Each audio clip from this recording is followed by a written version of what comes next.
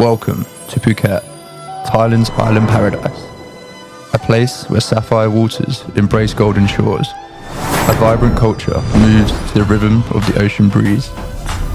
Wake to the stillness of hidden lagoons. Wander along powder soft sands and lose yourself in serene jungle walks beneath emerald canopies. Beyond the beaches, Phuket offers a lifestyle without limits. A place where you can indulge in moments that feel eternal. A sanctuary for families and a playground for digital nomads. And when adventure calls, championship golf courses wind through lush hills, while exclusive beach clubs pulse with energy and elegance. As the sun fades, the island transforms. Lanterns glow, music drifts across the water, and Phuket comes alive in a tapestry of light, sound, and sensation. This isn't just a destination, it's an experience. Okay, good morning or good afternoon, wherever you are in the world today. Thank you very much for joining. My name is Lewis Finn. I'm the Global Sales Director for API Global, and I'm pleased to have with me today Nick Lee, who is Head of Sourcing and Product for API, and Jeff, who is the Developer Representative for Sudara, with us today. Gents, welcome. What I want to go into, just before we give a bit of a background about API and sort of our journey and how we've now come to the sort of partnership with Sudara and looking at Thailand as an opportunity. So API Global were founded in 2013. Initially started out as a market research business, predominantly always focusing on the UK market. It was set up by the gentleman on the screen you can see here, Michael Layton, whose background was in commercial real estate, then made the transition across to residential real estate, which I suppose could be frowned upon by some, going commercial, which is a heavily regulated asset, going to residential, which is unregulated, but by doing so, it allowed us to apply a regulated mindset and approach to the asset class. Now, over the last 12 years, we've grown from a single office in Dubai, which was the first office in 2013, to 16 locations globally. We've delivered in excess of £2 billion of property, over 3,500 units across 70 plus different developments. Now, as a business, what we want to focus on is the full end-to-end solution for a buyer. So how we can take you essentially from the initial research and due diligence all the way through to the execution and then the post-management of that, whether that be from a tax perspective, from a lettings and management perspective, from a mortgage perspective, to make it a hands-off, hassle-free solution for everyone involved. Now, within the group of businesses, we have API Global, which sits at the top. API Global are purely a B2B distribution platform for intermediaries globally that then allow us access to you as an investor, regardless of the markets that you're based in. We've then got subsidiaries within the group which all plug into API and all help it run on a day-to-day basis. So API Capital Partners is really around equity raising and private debt. That's working alongside funders. It could be working alongside developers in the UK or globally that are in financial difficulty, and we can come in and essentially buy the units off them at a discount. Or it could be raising capital for a developer to then go and allow them to purchase new sites and land, so on and so forth. API X is our sports athletes desk, X standing for exclusive.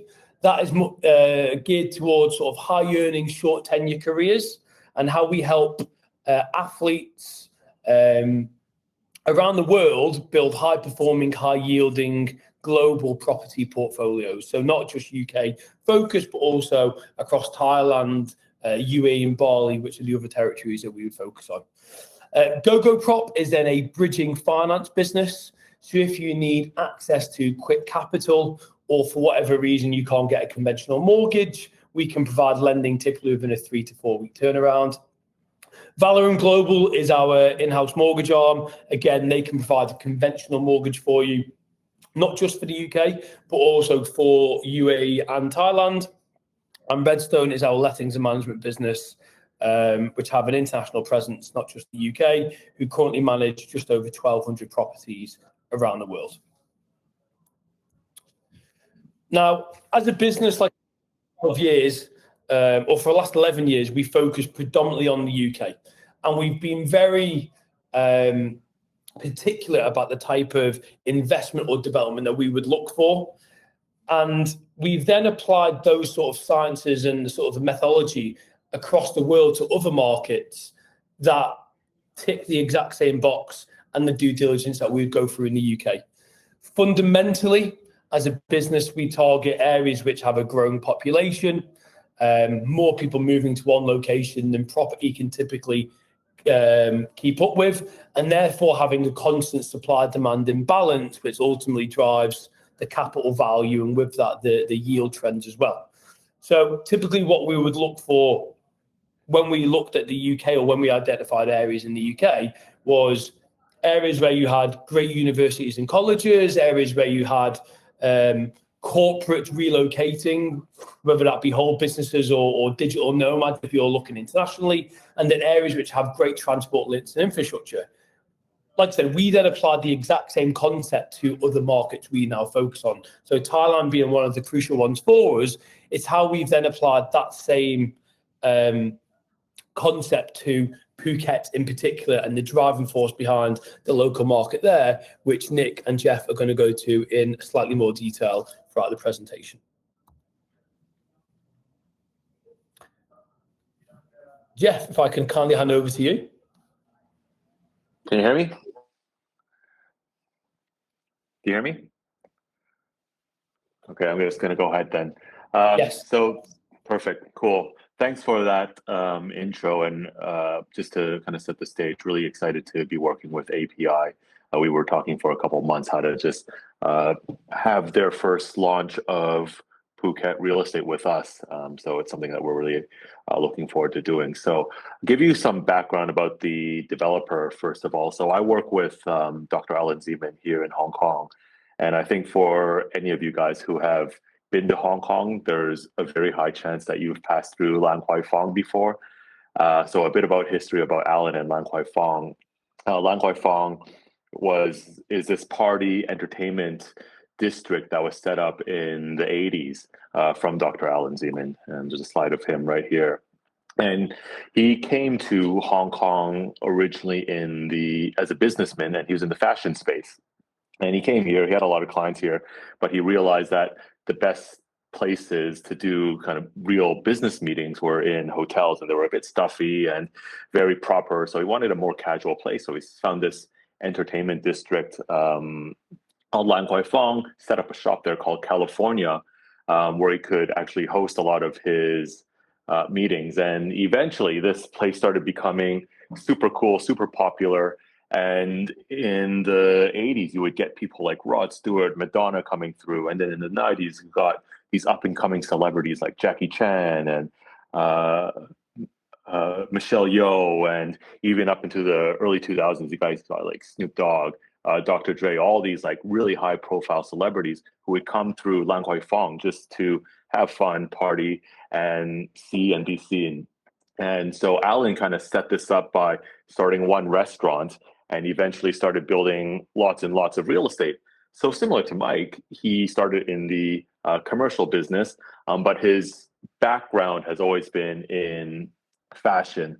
And that's quite an interesting context for a lot of developers that come from a development background. They don't have this kind of fashion sense.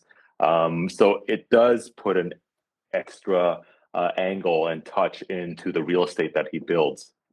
So how he's involved with Phuket after this success in Hong Kong was about probably 25 years ago now. He ended up there. He usually goes back to Canada prior to that for his winter vacations, but got really sick one year. So he's like, oh, maybe we'll go somewhere warmer. Ended up in Phuket. And, you know, being the man he is, spoke with local agents to get a feel of the area and found a piece of land that just on Surin Beach on the west coast, and eventually bought it and built his house there. And when I say house, it's not really a house. It's an 80,000 square foot resort for himself. Then he started hosting a lot of his family and friends there. And he said, well, if a lot of people are coming to Phuket, I should actually build a hotel. So that's where the Andara Resorts came in. He built that about 20 years ago now. A lot of people who invested into it did really well. He was selling them at kind of 1-2 million US dollars. And now they're trading hands for 15, 20, 25 million US dollars. So that's the kind of background between Alan and how that Phuket synergy came in. And Sudara is just our next chapter with what we're doing over in Phuket. Aside from the Lan Kwai Fong district in Hong Kong, we also have a few Lan Kwai Fongs around China. Chengdu is a very popular one. It's probably one of the top entertainment centers in all of China right now. We had a project with DreamWorks called Shanghai Dream Center, but we exited that right before COVID. So very active in China. And Dara, I mentioned, that would be, I would argue, probably one of the top 3, top 5-star resorts on the island right now, even though it's old. And, of course, over in the UAE, and I know here in Asia, we're very, very spoiled by brand new, beautiful hotels coming out. But Andara still remains one of these 5-star standards on the island.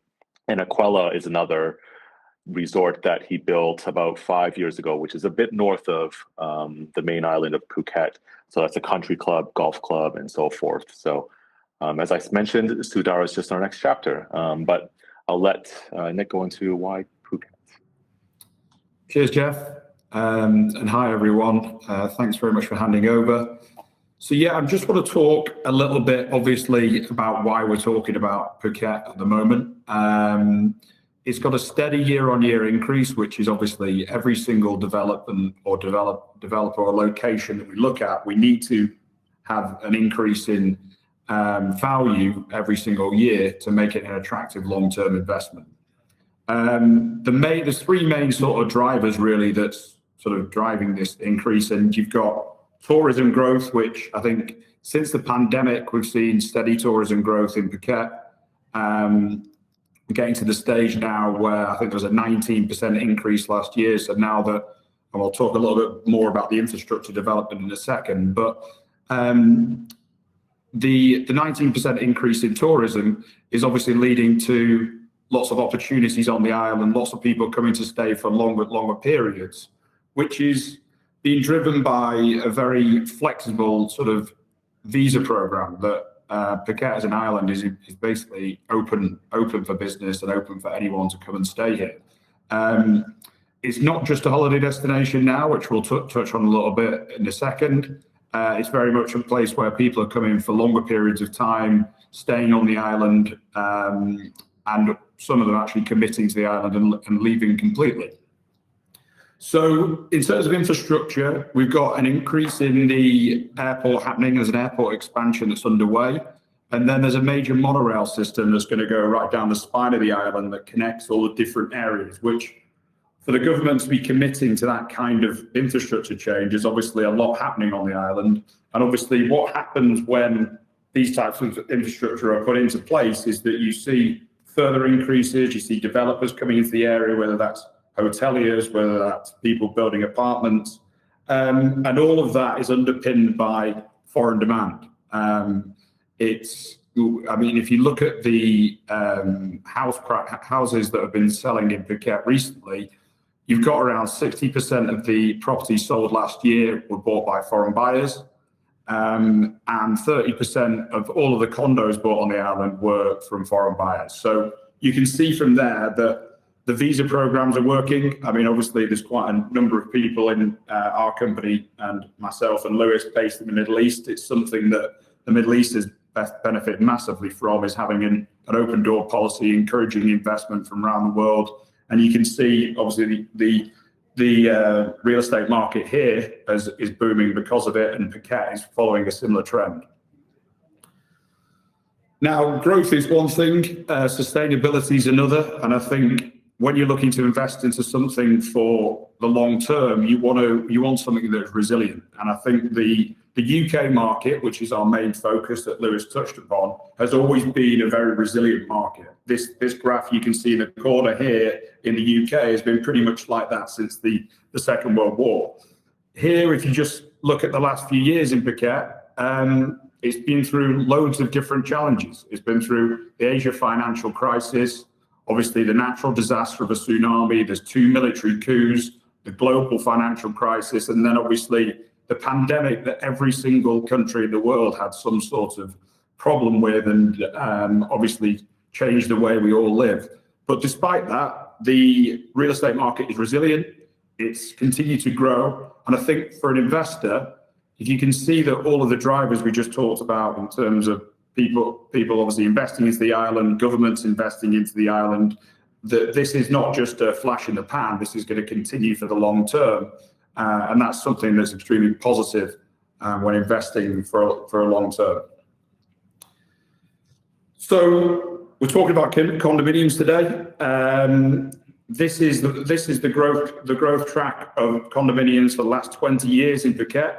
I think that a key thing to mention here is that this is the overall average of the Phuket market. We're focusing on Sudara and Bang Tao Beach. Now, Sudara is a boutique development, which Jeff's going to talk through in a little bit more detail. It's very high quality. It's hotel style amenities, so that not only is that going to outperform the average of the island because of the quality of it, but the location of it will also lead to it outperforming its peers. So I think if you look at this as an average across the whole island, this gives, again, comfort to investors. But moving forward, buying into one of the premier locations and the premier developments in the whole island, you're always going to perform well as an investor. So I mentioned briefly before that it isn't purely just a tourist destination any longer. Obviously, the various different visa programs I've talked about, you've got a 10-year visa that you can access now, which can be a working visa. You've got a long-term residency visa for high net worth individuals that can stay between 5 and 20 years. And then you've got a flexible visa for digital nomads who can come and go as they please over a 5-year period. All of them are relatively affordable. All of them are available to pretty much every nationality around the globe. And the reason that people are coming here is not just for obviously the amazing beaches, the culture and everything else on the island. You've got amazing education now on the island. You've got various different Western curriculums that are available to international students, obviously all sorts of nationalities, whether that be people, executives moving to the island where their kids are going to go to school permanently. There's actually a bit of a trend where several of the Asian countries like Singapore, if they've got a similar curriculum, they might go down to Phuket for a term and basically live there for a few months during typically the rainy season. And then one of the most interesting parts that when we were sort of researching this is the healthcare infrastructure that there is in Phuket. It's got world-class facilities. It's around 50% cheaper than the Western world and many of its Asian peers. And it's an area where people go for life-saving operations. They might go for aesthetic transformations, but they'll have the treatments here. They'll stay for several months after it. And obviously, the reason we're mentioning things like that is that the likes of Sudara is going to be a place where Jeff and his team, once the development's completed, they're going to be looking for these types of tenants who want to come to the island regularly and obviously stay for longer periods of time rather than people who are just in and out of your apartment as an investment. So just to talk about tax, obviously any investment, tax is a huge question mark. And you've got two different options here, depending on how you want to do this. So the withholding tax is basically what the government put in place, depending on how you structure investment. Now, if you're happy to open a Thai bank account and register for a tax ID, which the team at Sudara are more than happy to help out with, and obviously API have got our contacts in this area as well, you can have a 5% withholding tax. Now, that doesn't even include all of the various costs that you can offset against owning a property and all the ongoing fees that go along with that. So you're probably going to be around 2% if you go for that option once you've offset all of your costs.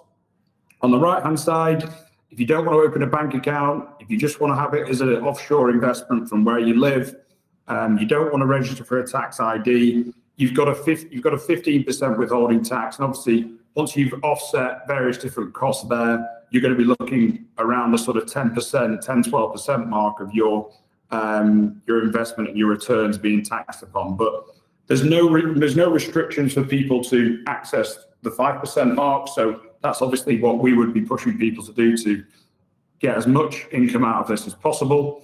And yeah, we can obviously discuss that offline in a little bit more detail if you want to go into your own personal scenario. I'm going to hand back to Jeff now just to go through Sudara in a little bit more detail and the location, and I'll come back on at the end to talk through the finer points of the investment. Thanks. Actually, you know what I'm going to do? I'm going to go back a slide and just touch on a very interesting thing that we're noticing, especially from a lot of travelers from the UAE. You know, we're looking at specifically our hotel over at Andara, and typically, you know, you'd have between kind of March, April, up until the end of summer, going into September, October. This is known as kind of low season for us, and we're kind of gearing up for high season and into peak season around Christmas, December, January. That's the one that the weather's the best. But our hotel, in July, we had about 90% occupancy. August, we had 100% occupancy. September, we had a few renovations, but we were at about 85% occupancy.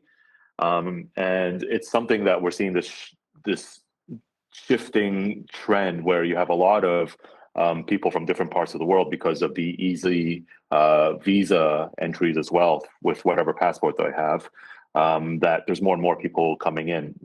So you're talking about the healthcare infrastructure. They really have these world-class hospitals, and you've never been. Even me personally, I have a lot of peers and friends around me who go all the way to Phuket, Bangkok, and they would go there just to get their annual checkups because it's about a third of the price of Hong Kong, Singapore, but you feel like you're staying in a five-star hotel. So a lot of these are making it more and more attractive.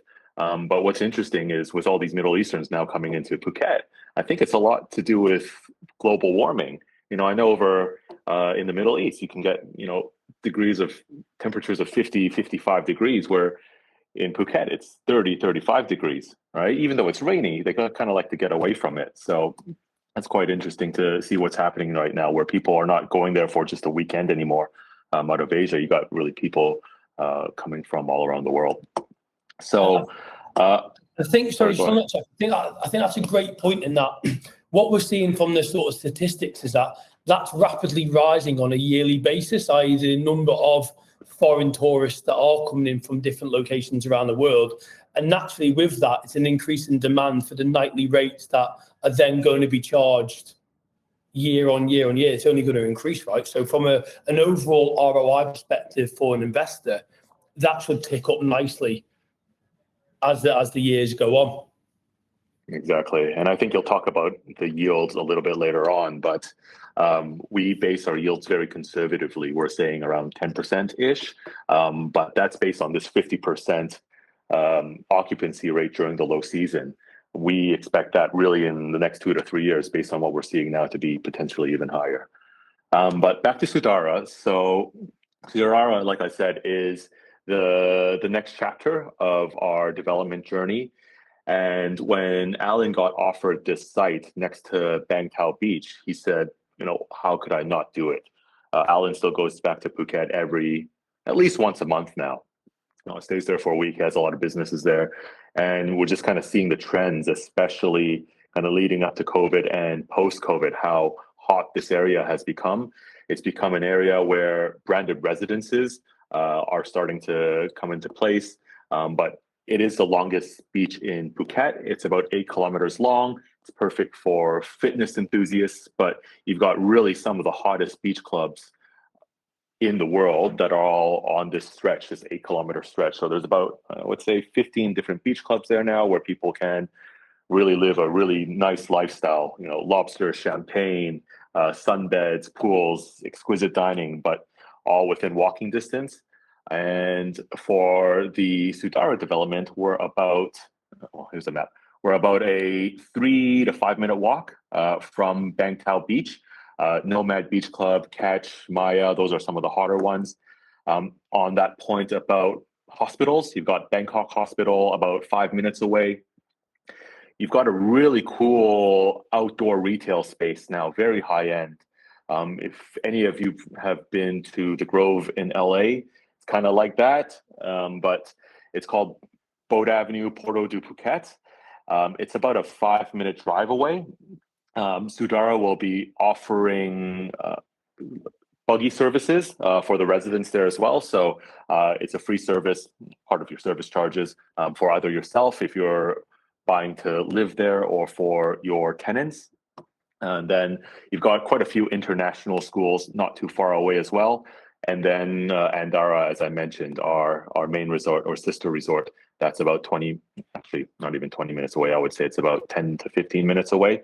But the benefits from buying into Sudara is you can actually use the different amenities there and you have discounts there as well. So it's like buying into the Rosewood Residences, but you get access to the Rosewood or the Four Seasons and so forth. So back to Andara, like I said, you know, Alan's hospitality, having hosted so many rich and famous in Lan Kwai Fong and Hong Kong, he really wanted that hospitality background to kind of transfer into his experiences in Phuket. So if you go to booking.com or TripAdvisor, any online website right now, do your own research, look at Andara and the feedback that the guests give. It's always 5 stars because Alan really trains his staff really well. And the good news is we're actually using Andara Resorts and Villas Management in Sudara. So again, if you buy into the Rosewood Residences or Four Seasons Residences, you're going to get a 5-star service. This is what you're going to get at Sudara as well. It's something that we really pride ourselves on and is probably why we've been one of the more successful developments on the island. With respect to the plan here, so it's 220 condominium units in total across 3 buildings. To date, we've released buildings A and B, with building C being released later, probably later in the year or early next year. Some of the highlights are a 50-meter long swimming pool, and we've got a pavilion right in the middle, right here, which is really meant to be this feature on not just in Sudara, but on the island of Phuket. So if you've got the gym there, you've got Silk Restaurant, which is it's called, well, it's like the clubhouse there, but it's based off of our Silk Restaurant in Andara. And I'll just give you a few renderings there to give you an idea. The gym, if you go to the gym at Andara, it's one of the top gyms, I think, on the island. And it's a really big thing for Alan as well. He's 70-something now, but he's worked out every day for the past 40 years. So having a quality gym is very important. It's not one of these gyms where you literally have a dumbbell rack and, you know, a bike and a treadmill. You can see there's like a squat rack, proper bench press, proper weights. And even if you look at the design of the pavilion as well, few features, very high-end architectural features that we were very intentional about, including, can't really see if you can see in the second slide on the top left, all the columns are right in the middle. So when you're dining outdoor, it almost feels like you've got this full 360 view because you don't have these pillars kind of in the way. So there's a lot of different architectural features that we designed. It's all designed in-house. We have this Lan Kwai Fong design studio, which does all of our China projects, Hong Kong projects, Phuket projects, and it's the same designers that we've been using for the past 20 years. So Alan is very particular about his design, and as well as sustainability. I mean, a few sustainability highlights which are quite important are the water recycling features. It's all kind of reused, repurposed. but a lot of flora is on the site as well. And why that's important is because obviously it adds to the environment, it's good for the air, but we were able to do that because we put all of our parking underground. So this is one of the features that really stands out from the other developments. So in Phuket, the requirement is every development has to have enough parking space for every 4 homes. So if there's every 4 homes, there has to be 1 parking space. We basically have a 1-to-1 ratio of apartments to car parking spaces, but it's all underground. Again, this was a very intentional thing that Alan did because he hates driving into a beautiful resort and you see all the cars because they're on level, on a street level. And that's also quite annoying because if you're in Phuket, you have your car there, but you're exposed to the elements, it can really affect the car. So it's all underground. It costs a lot more for us, but it's something that we were very mindful about. But that allows us as well to put a lot of flora on site. So I'll send it back to Nick to talk about the Cheers, Jeff. floor plans. Thank you very much. So yeah, Jeff touched upon it before, is that we've basically worked with his team and their management team who look after Andara to come up with obviously the average sort of yield from across the whole year. And there's various different seasons that you've got to take into account. There's obviously occupancy levels that you need to take into account. And one thing I think this looks at or shows you here is that the 3 bedrooms actually perform better than the smaller units. Now, that kind of points to the fact that people are probably staying here longer, and you're more likely to maybe get families in those types of units. Which, as an investor, if you can get longer term residents and less changeover, then it's obviously there's less void periods. You've obviously not getting as much sort of hammer to the apartment with people moving in and out. So it's always something that is attractive and something to obviously bear in mind. In terms of price points, you've got your 1 bedrooms start from 10 million baht, which is around £238,000. Your 2 bedrooms start from around 16 million baht, which is around £360,000. And then your 3 bedrooms start from 22 million bahts. Now, as we touched upon before, if you look at the yields that you're going to be getting out of these units, and very little tax as well, then this is what makes this investment extremely attractive. There is the option to obviously utilize these units yourself, potentially speak to the management team and book yourselves a month or 2 down in your obviously apartment that you've bought. So all of these things are available, but I think that the average yield we look at in the UK is around sort of a 5.5–6% mark across all of our developments. So this is one of the reasons we brought this on. It gives the opportunity to really earn some strong returns with obviously what we touched upon, capital appreciation and a low tax environment. So the payment schedule is Nick, I'll quickly add to that as well. When you're just talking about yields, yeah, a lot of our clients to date have looked at using this maybe for a month or 2 during the low seasons. And remember, this yield is a net yield, and that's based on 50% occupancy during the low seasons as well. So, you know, if it's purely rented out through the whole year, then it might be a different number, but yeah. Thanks. Payment schedule wise, it's very similar to what you might be used to if you've been investing into the UAE market. It's obviously different to what we see in the UK. You've got a higher exchange deposit of 35%, which is due 14 days after reservation. 3 months later, then you've got another 20% deposit then.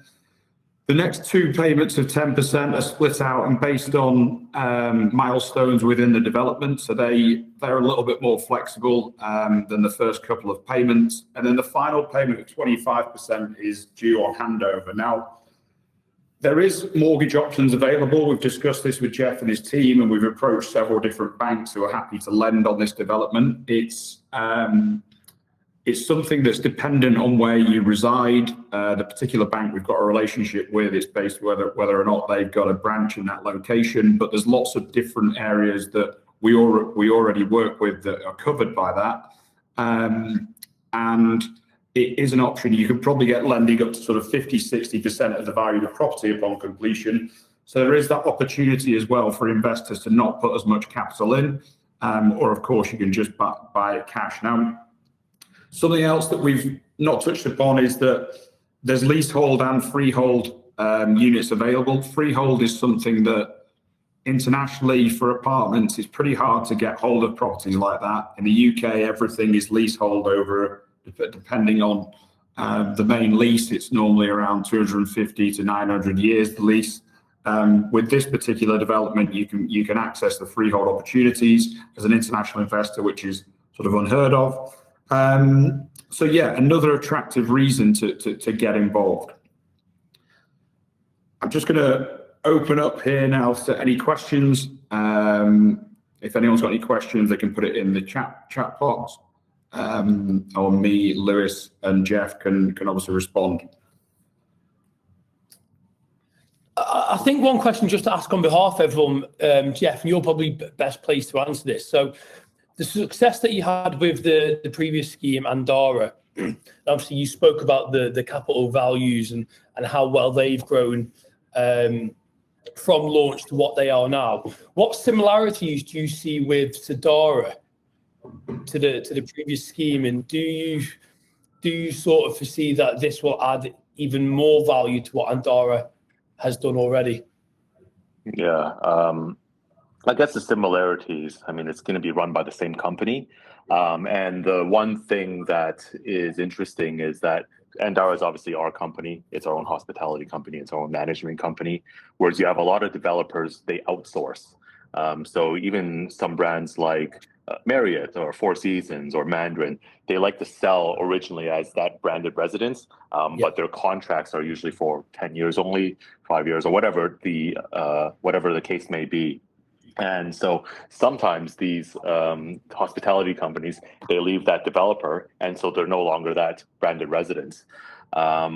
Where we find the similarities is that it is our brand, and Andara will always be Alan's brand. So we're going to keep that in place forever. And that's really been a strong drawing point for a lot of our buyers to date, because they've had experiences at Andara. They've stayed there before. And I would encourage you, look up Andara, look at the rates that they're attracting right now. It's still low season. They're usually at the cheapest, $1,000 a night.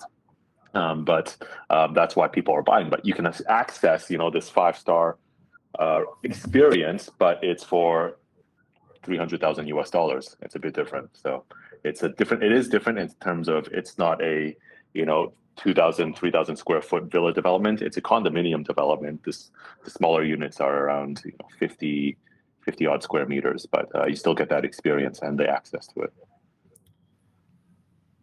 Thanks, Jeff. There's an interesting question coming, Jeff, with regards to the reservation process and exactly how to move something forwards. And I think I'll put it to you in a second, but the process is a lot simpler than you would do in the UK. There's no sort of legal process. You go directly to the developer.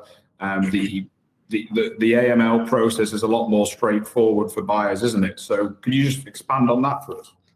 Yeah, I see the question box. So you sign a reservation agreement. Once we have all your details on the reservation agreement, it's 200,000 baht on that, which is roughly $5,000. And then we send it to our solicitors. They prepare the SPA, and that's usually done within about a week to 14 days. And then sign it over, and that's basically the same as the S&P in the UK. Yeah, the other thing I've seen from going through all of the due diligence on our side is that the legal contract with the developer is extremely similar to what you would sign in the UK. It's pretty much based on the same law. It's got the same sort of coverages for buyers in case there's a default or it doesn't go ahead. So I think that's something that we wouldn't get involved in a development like this if there wasn't those kind of sort of clauses in there to protect buyers. And obviously, we can do as much as we can working with someone like you Jeff, and obviously Alan Zeman, who's got an amazing track record. But things can happen, and it's important to have that sort of backup in terms of the contract, which we were extremely sort of impressed with, and obviously another one of the major reasons we brought it on board. And one thing to add to that as well is if you're buying the freehold, transfer your funds in foreign currency. So you don't transfer in Thai baht, you transfer in pounds, in US dollars or Hong Kong dollars, Singapore dollars, whatever. And just coming back to the reservation process. So acceptable methods of payment, obviously bank transfer. Do you also accept credit card, crypto as well? Bank transfer. Just bank transfer. Yeah. Okay. Okay, so a question come through. Are there any types of stamp duty land tax? Yeah, so there's not stamp duty. There's there's a property transfer tax reservation. I think it's off the top of my head 3%, of which the developer is responsible for half of it. So 1.5%, and then we pay the other half. Yeah. Another one, Jeff, is the various different services in terms of visa, obviously the lettings. You've got all of those services, and there is legal representatives to talk to as well in Thailand. If anyone visits the island, I think it's important to mention the sales suite at the moment, where obviously your colleague Jason is based. That I think it's an award-winning sales suite on the island. It's an extremely impressive sort of version of a unit. So if anyone is visiting there, then you'd obviously welcome people to go and visit, go and see what's happening, see the construction sort of continuing. And if you could just give us a bit of an update on construction as well, that'd be really handy. Like where it's up to, when are we expecting? Is the completion date we've touched upon likely to be the handover date? Yeah, so we're aiming for completion roughly Q3 of 2027. Right now, we're, I think, on the second or third floor of Building A. Building B is going up very soon. We're digging out the swimming pool. And usually our buildings take a lot more time than the other developers just to lay the foundation because of that underground car park that I mentioned. But yeah, it's all going to plan. It's all on track. And I think probably by the end of the year, we should be finished the top floor of Building A. Awesome. Yeah, and we send a kind of monthly construction updates to all of our clients, and I can send it to you guys as well, just to take a look at where we're at. Yeah, and I think the other thing to touch upon for buyers on the webinar now is that in the next sort of 4 weeks or so, you're going to increase the prices across the development, and then you've also got an additional block to release probably early next year, which obviously will be more expensive than the current units available. So in terms of a window of opportunity, now is a great time to strike. There's still good availability within the development as it stands. And obviously anybody interested in actually taking this into a position where we can actually look at the individual units themselves, what's available, and securing something before that point, then we're more than happy to help out as soon as possible. Exactly.